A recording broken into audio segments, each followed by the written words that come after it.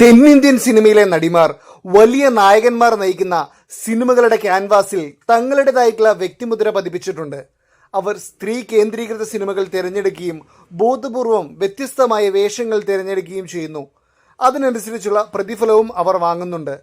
ദക്ഷിണേന്ത്യൻ സിനിമയിൽ നിന്നും ഏറ്റവും കൂടുതൽ പ്രതിഫലം വാങ്ങുന്ന 10 നടിമാരാണ് നമ്മൾ ഈ ഒരു വീഡിയോയിലൂടെ കാണാൻ പോകുന്നത്. അതിനു മുമ്പായിട്ട് നിങ്ങൾക്ക് വീഡിയോ ഇഷ്ടപ്പെട്ടെങ്കിൽ തീർച്ചയായിട്ടും ചാനൽ സബ്സ്ക്രൈബ് ചെയ്യുക, കൂടാതെ ബെല്ലൈക്കൺ കൂടി ഇനേബിൾ ചെയ്യുക. ഫസ്റ്റ് ഉള്ളത് നയൻതാരയാണ്. നയൻതാര ഒരു സിനിമയ്ക്ക് ഏകദേശം 5 മുതൽ 10 കോടി വരെയാണ് വാങ്ങുന്നത്. ദക്ഷിണേന്ത്യയിലെ ലേഡി സൂപ്പർ സ്റ്റാർ എന്നാണ് നയൻതാര അറിയപ്പെടുന്നത്. ടൈറ്റിൽ വളരെ അനുയോജ്യമാണ്. ഒരു സിനിമയിലെ ഒരു വേഷത്തിന് 5 മുതൽ 10 കോടി വരെ അവർ ഈടാക്കുന്നുണ്ടെന്ന് അഭ്യൂഹമുണ്ട്. മികച്ച വേഷങ്ങളിലൂടെ മികച്ച സിനിമകളിലൂടെയും തന്റെ സ്ഥാനം ഭദ്രമായി നിലനിർത്തി 1-ാം സ്ഥാനത്തെത്താൻ കഠിനാധ്വാനം ചെയ്തു. അടുത്തത് അനുഷ്ക ഷെട്ടിയാണ്. അനുഷ്ക ഷെട്ടി 4 മുതൽ 5 കോടി വരെയാണ് ഒരു സിനിമയ്ക്ക് വാങ്ങുന്നത്. ഒരു സിനിമയ്ക്ക് ഒപ്പിടാൻ അനുഷ്ക ഈടാക്കുന്നത് 4 മുതൽ 5 കോടി എന്നാണ് റിപ്പോർട്ടുകൾ പറയുന്നത്. അവൾ തന്റെ സിനിമകൾ ശ്രദ്ധാപൂർവം പരിഗണിക്കുകയും അവളുടെ മികച്ച പ്രകടനത്തിന് വെളിച്ചം നൽകുകയും ചെയ്യുന്ന വേഷങ്ങൾ തിരഞ്ഞെടുക്കുകയും ചെയ്യുന്നു. അടുത്തത് തമന്നയാണ്. തമന്ന 4 മുതൽ 5 കോടി വരെയാണ് ഈടാക്കുന്നത്. തമന്നയ്ക്ക് 15 വയസ്സുള്ളപ്പോൾ അവൾ സിനിമയിലേക്ക് പ്രവർത്തിക്കാൻ തുടങ്ങി. അവളുടെ ജീവിതം വളരെ നീണ്ടതും വിജയകരവുമാണ്. അവൾ ഒരു തെലുങ്ക് സിനിമയിൽ തുടങ്ങി അടുത്ത വർഷം തമിഴ് ഇൻഡസ്ട്രിയിൽ പ്രവേശിച്ചു. ഇപ്പോൾ ബഹുഭാഷാ പ്രോജക്റ്റുകളിൽ മുഴുകുന്നു. ഒരു സിനിമയിലെ ഒരു വേഷത്തിനായി അവൾ 4 മുതൽ 5 കോടിയോളം വാങ്ങുന്നതായിട്ടും റിപ്പോർട്ടുകൾ സൂചിപ്പിക്കുന്നുണ്ട്. അടുത്തത് രശ്മിക മന്ദാനയാണ്. 3 മുതൽ 5 കോടി വരെയാണ് രശ്മിക മന്ദാന ഒരു സിനിമയ്ക്കായി വാങ്ങുന്നത്. പുഷ്പ ദ റൈസ് എന്ന തെലുങ്ക് ചിത്രത്തിലൂടെയാണ് രശ്മികയുടെ ജനപ്രീതിയും അല്ലെങ്കിൽ വിജയവും ഒക്കെ നമ്മൾ കണ്ടത്. ഈ ചിത്രത്തിന് ശേഷം പ്രൊജക്ട് അനുസരിച്ച് അവർ തന്റെ പ്രതിഫലം ഏകദേശം 3 കോടിയിൽ നിന്നും 5 കോടി വരെ ഉയർത്തിയിട്ടുണ്ട്.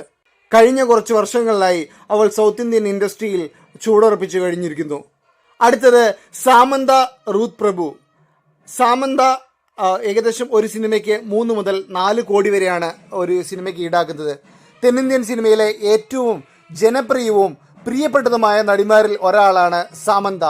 ഒരു ചിത്രത്തിനായി 3 കോടി മുതൽ 5 കോടി വരെ എടുക്കുന്നതായി അഭ്യൂഹമുണ്ട്.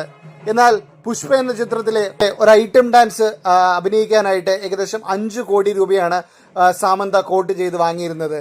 അടുത്തത് തൃഷയാണ്. 3 കോടി രൂപയാണ് തൃഷ ഈടാക്കുന്നത്. ഇപ്പോൾ ഒരു സിനിമയ്ക്ക് അവൾ 3 കോടി രൂപയാണ് ഈടാക്കുന്നത്. അവളുടെ ജനപ്രീതിയും അഭിനയ മികവും സമാനതകളില്ലാത്തതാണ്. തീർച്ചയായും അവൾ നമ്മുടെ ഹൃദയത്തിലെ ഒരു രാജ്ഞി തന്നെയാണ്. അടുത്തത് പൂജ ഹെഗ്ഡെയാണ്. പൂജ ഹെഗ്ഡെ ഏകദേശം 3.5 കോടി മുതൽ 5 കോടി രൂപ വരെയാണ് ഈടാക്കുന്നത്. 2012 തമിഴ് സിനിമകളിൽ അഭിനയിക്കാൻ തുടങ്ങി. അവർ പിന്നീട് ബോളിവുഡിൽ പ്രവേശിക്കുന്നതിന് മുമ്പ് കുറച്ച് തെലുങ്ക് സിനിമകൾ ചെയ്തു. സൂപ്പർ സ്റ്റാർ സൽമാൻ ഖാനും വെങ്കടേഷിനുമൊപ്പം ചിത്രമായിരുന്നു അവസാനമായി ഇറങ്ങിയിരുന്നത്.